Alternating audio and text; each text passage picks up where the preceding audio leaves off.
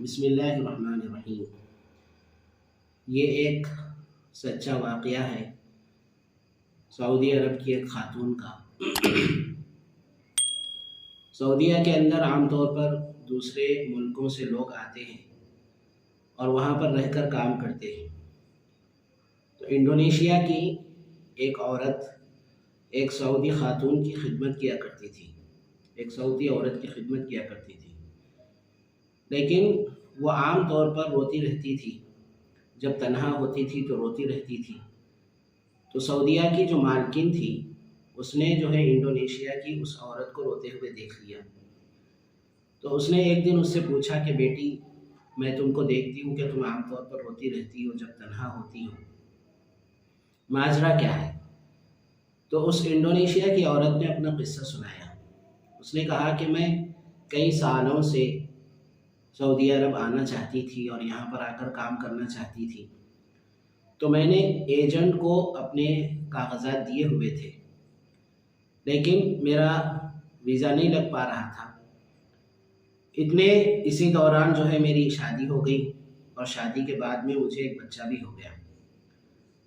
بچہ ہونے کے بعد میرا بچہ 1 سال کا ہے۔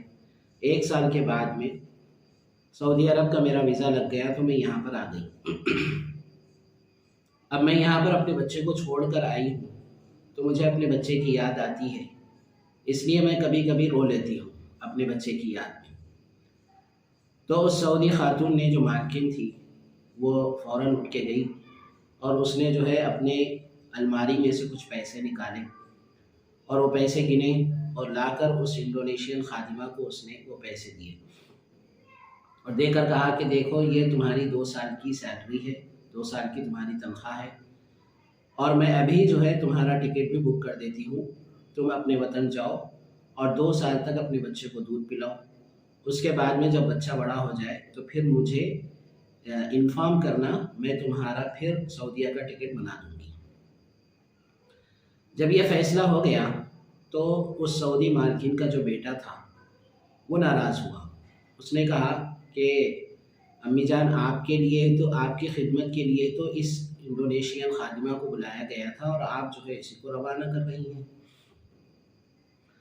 تو اس سعودیہ کی والدہ نے کہا، سعودی مالکن نے کہا کہ میں اس کے بغیر بھی رہ سکتی ہوں اور میں انشاءاللہ اللہ تعالیٰ کی ذات سے امید ہے کہ اللہ تعالیٰ میرے ساتھ خیر ہی کرے گا۔ یہ جو سعودیہ کی مالکن تھی، اس کے اصل میں خون میں کینسر تھا اور اس کے خون کا کینسر کا معائنہ اور طبی جانچ بارہا ہوتی رہتی تھی، اور اسی کی خدمت کے لیے وہ انڈونیشیا کی عورت کو بلایا گیا تھا۔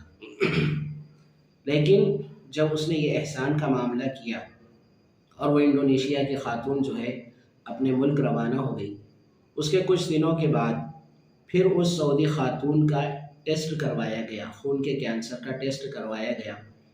تو اس کا ٹیسٹ حیرت انگیز طور پر نیگیٹو نکلا، حیرت انگیز طور پر نیگیٹو اس کا ٹیسٹ نکلا۔ لوگ پریشان ہو گئے، ڈاکٹر بھی پریشان تھے۔ تو پھر کنفرم کرنے کے لیے انہوں نے پھر دوسری مرتبہ کے ٹیسٹ میں بھی اس کا ٹیسٹ نیگیٹو آیا۔ تو سب لوگ پریشان ہو گئے۔ اس واقعے سے ہم لوگوں کو ایک سبق ملتا ہے، وہ سبق یہ ہے کہ اللہ کے رسول صلی اللہ علیہ وسلم نے حدیث کے اندر فرمایا، داؤوا مرضاکم بالصدقہ، کہ اپنے بیماروں کا علاج صدقے سے کیا کرو۔ اس عورت نے جو سعودیہ خاتون تھی، اس نے صدقے کا معاملہ کیا، اللہ تبارک و تعالیٰ نے اس کو خون کے کینسر سے شفا عطا فرما دی۔